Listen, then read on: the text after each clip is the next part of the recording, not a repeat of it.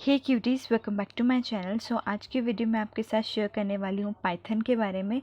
पहले मैं पाइथन का थोड़ा सा बेसिक्स शेयर करूँगी, उसके बाद मैं ये शेयर करूँगी कि पाइथन किस चीज़ के लिए यूज़ होता है। देन जो मेन मैंने जिसके लिए ये वीडियो बनाई है, यानी जो पाइथन के कीवर्ड्स हैं, मैं वो शेयर करने वाली हूँ। पाइथन में टोटल 33 कीवर्ड्स हैं, बट मैं वो सारे आज इस वीडियो में शेयर नहीं करूँगी। मैं सिर्फ कुछ कीवर्ड्स ही शेयर करूँगी, बिकॉज अदरवाइज़ जो है वीडियो बहुत ज़्यादा लंबी हो जाएगी। मैं इस वीडियो के बहुत सारे पार्ट्स बनाने वाली हूँ, तो मेक श्योर आप अपने चैनल को सब्सक्राइब कर लें, लर्निंग एटीट्यूड को, और बेल आइकन को भी प्रेस कर लें ताकि आपको सारे जो पार्ट्स हैं वो मिल जाएं। तो लेट्स गेट स्टार्टेड। सबसे पहले हम लोग पाइथन की इंट्रोडक्शन से स्टार्ट करते हैं। तो पाइथन एक बहुत ही पॉपुलर प्रोग्रामिंग लैंग्वेज है जिसको जूडो वान रोसम ने क्रिएट किया था। 1991 में ये रिलीज़ हुई थी। पाइथन को हम किन किन चीज़ों के लिए यूज़ कर सकते हैं? फर्स्ट ऑफ ऑल हम पाइथन को यूज़ कर सकते हैं वेब डेवलपमेंट के लिए। हम सर्वर साइट के जो हमारे पीसीज वगैरह होते हैं वहाँ पे हम वेब डेवलपमेंट के लिए पाइथन जैसी प्रोग्रामिंग लैंग्वेज को यूज़ करते हैं। सॉफ्टवेयर डेवलपमेंट के लिए अगर हमें कोई सॉफ्टवेयर बनाना है, कोई एप्लीकेशन बनानी है, उसको डेवलप करने के लिए हम पाइथन का यूज़ करते हैं, कोडिंग का यूज़ करते हैं। एंड मैथमेटिक्स यानी कुछ मैथमेटिक्स फंक्शंस हम यूज़ करते हैं, तो उसमें भी हमारी पाइथन जो लैंग्वेज है वो यूज़ करी जाती है। फिर नेक्स्ट आता है हमारे सिस्टम स्क्रिप्टिंग के लिए, यानी जब भी हम कोई सिस्टम डिज़ाइन कर रहे हैं उसकी हम स्क्रिप्ट के लिए पाइथन को यूज़ कर सकते हैं। पाइथन एक ऐसी लैंग्वेज है जिसको हम किसी भी प्लेटफॉर्म पर रन कर सकते हैं, यानी it can run on many platform और मल्टीपल प्लेटफॉर्म। जैसे कि आप विंडोज़ पे भी इसको रन कर सकते हैं। मैक ऑपरेटिंग सिस्टम, यानी अगर आपके पास मैक है, मैकबुक है, आप उस पर भी इसको रन कर सकते हैं। लिनक्स पे भी आप इसको रन कर सकते हैं। और आप जावा या फिर .NET की जो वर्चुअल मशीन्स आती है, आप इसको वहाँ पे भी रन कर सकते हैं। पाइथन एक ऐसी लैंग्वेज है जिसको आप बहुत सारे प्लेटफॉर्म में रन कर सकते हैं।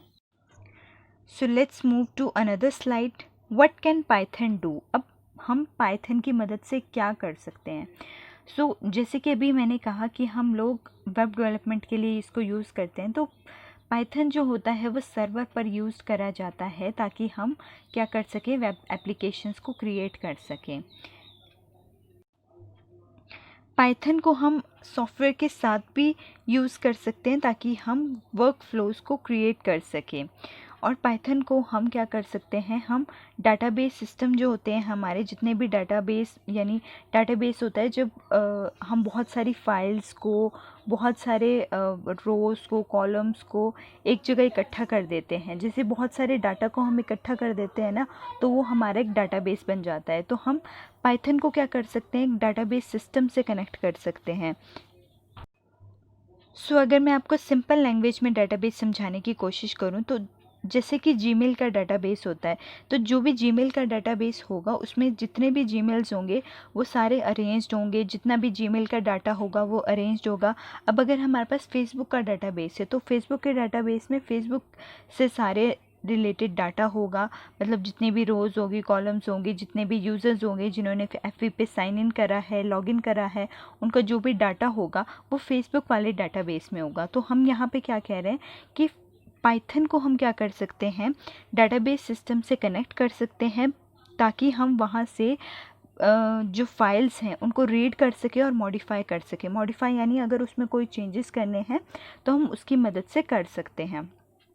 जो पाइथन है वो हैंडल करता है किसको, बिग डाटा को। और बिग डाटा क्या होता है?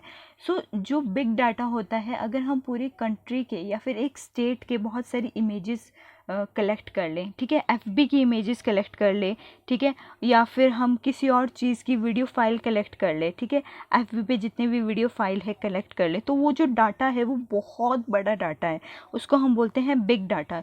जो बिग डाटा होता है वो नॉर्मली पिक्चर्स या फिर वीडियोज़ की फॉर्म में होता है। बिकॉज अगर हम नॉर्मली टेक्स्ट वाला डाटा लेते हैं, तो अगर आप किसी स्टेट का भी कलेक्ट कर लें डाटा, तो वो इतना ज़्यादा बड़ा नहीं होता है कि उसको हम हैंडल ना कर सके। बट अगर हम पिक्चर्स और वीडियोस के फॉर्म में अगर कोई डाटा लेते हैं, तो ऑफकोर्स उनका जो साइज़ होता है वो बहुत ज़्यादा होता है, तो उसको हम कहते हैं बिग डाटा। तो पाइथन हम यूज़ कर सकते हैं बिग डाटा को हैंडल करने के लिए। और जो है पाइथन क्या हमें मदद करता है, कॉम्प्लेक्स जो मैथमेटिकल फंक्शंस होते हैं उनको सॉल्व करने में भी मदद करता है। फिर लास्ट पॉइंट है हमारा वो है कि Python can be used for rapid prototyping और for production ready software development. यानी अगर आप किसी भी सॉफ्टवेयर को डेवलप करना चाहते हो तो पाइथन की हेल्प से आप बहुत आसानी से कर सकते हो।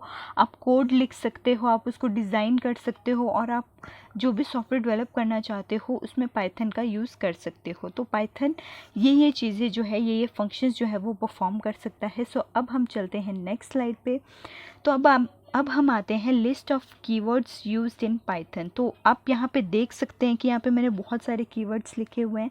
सो ये जो है वो टोटल 33 कीवर्ड्स हैं। सबसे पहले कीवर्ड्स होता क्या है? कीवर्ड्स होते हैं रिजर्व वर्ड्स। ठीक है, आप कोई भी प्रोग्रामिंग लैंग्वेज ले लीजिए, आप सी ले लीजिए, आप C++ ले लीजिए, आप जावा ले लीजिए, ठीक है, आप पाइथन ले लीजिए, आप विजुअल बेसिक ले लीजिए, आप कोई भी एक प्रोग्रामिंग लैंग्वेज ले लीजिए, आपके पास कुछ ना कुछ कीवर्ड्स होते ही हैं जो रिजर्व वर्ड्स होते हैं। रिजर्व वर्ड्स का मतलब क्या होता है? जिनको हम चेंज नहीं कर सकते हैं। अब जैसे कि इंडिया है, इंडिया में हमारी कितनी स्टेट्स हैं? 29 स्टेट्स हैं। ठीक है, 29 स्टेट्स जैसे अगर मैं बात करूँ हिमाचल प्रदेश, ठीक है, अब इन 29 स्टेट्स के अलग अलग नाम हैं, जैसे कि हिमाचल प्रदेश है, जम्मू एंड कश्मीर है, झारखंड है, ठीक है, दिल्ली है, और बहुत सारे स्टेट्स हैं। ठीक है, तो हम क्या कर सकते हैं, ये क्या है? रिजर्व वर्ड्स हैं। अब हम इनके नाम चेंज नहीं कर सकते हैं, ये ऑलरेडी प्री डिफाइंड है, यानी पहले से ही किसी ने इनको डिफ़ाइन कर दिया है। अब अगर हिमाचल प्रदेश की बात करें तो हिमाचल प्रदेश एक स्टेट है।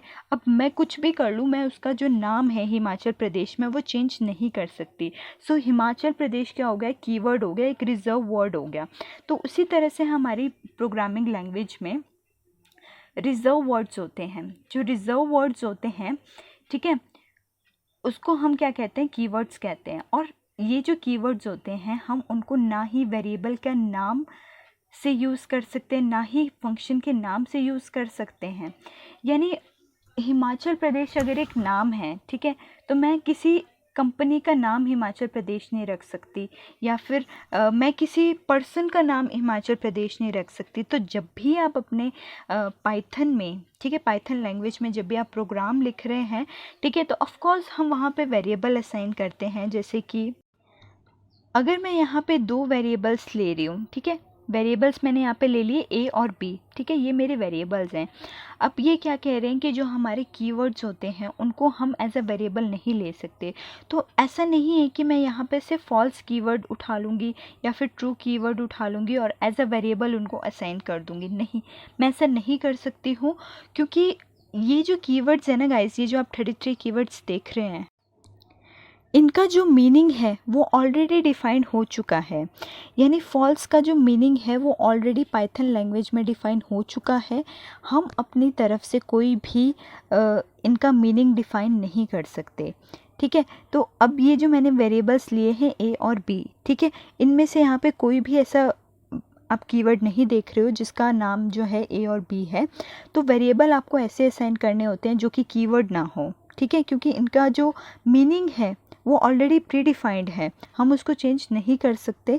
सो ऐसा होता है कि जो हमारा कंप्यूटर होता है वो ऑलरेडी प्री डिफाइंड चीज़ों को ज़्यादा समझता है। कि अगर हम सम फंक्शन लिखते हैं तो सम फंक्शन का पता होता है हमारे कंप्यूटर को कि सम फंक्शन का मतलब है कि 2 नंबर्स का सम करना हो, यानी उनको ऐड करना। ठीक है, तो अगर हम सब्ट्रैक्ट फंक्शन लिख रहे हैं तो सब्ट्रैक्ट फंक्शन ऑलरेडी डिफाइंड है, यानी सब फंक्शन का जो डाटा है वो उसको गिवन है कंप्यूटर को, और उसमें लिखा गया है कि सब फंक्शन है सब्ट्रैक्ट करने के लिए। यानी अगर उसको 2 नंबर्स हम प्रोवाइड कर देंगे तो वो उनको सब्ट्रैक्ट कर देगा अगर हम सब फंक्शन का यूज़ कर रहे हैं।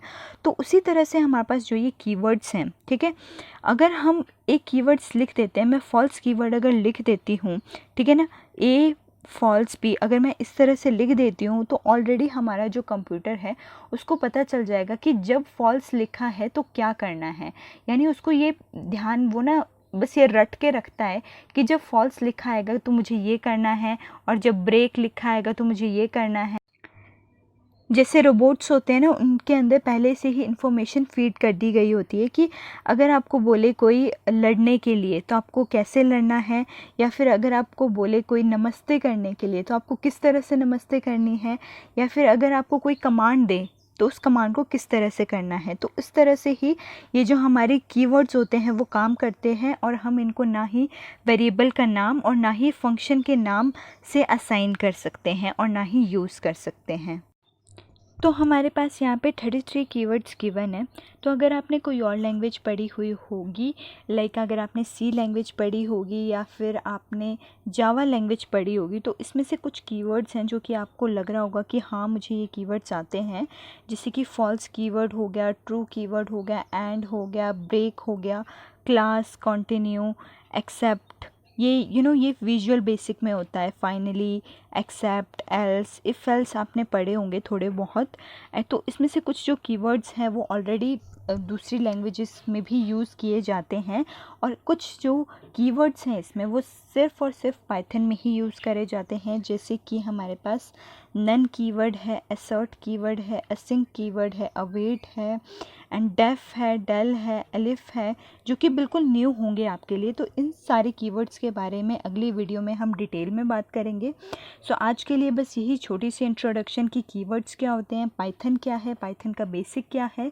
आई होप कि पहले आपको जो पाइथन है और उसके बारे में जो छोटी छोटी इन्फॉर्मेशन है वो आपको पता हो कि उसको किसने क्रिएट किया है, हम किस चीज़ के लिए उसको यूज़ करते हैं, कीवर्ड्स क्या होते हैं, एंड हमारे पास कितने कीवर्ड्स हैं। तो हमारे पास टोटल 33 कीवर्ड्स हैं।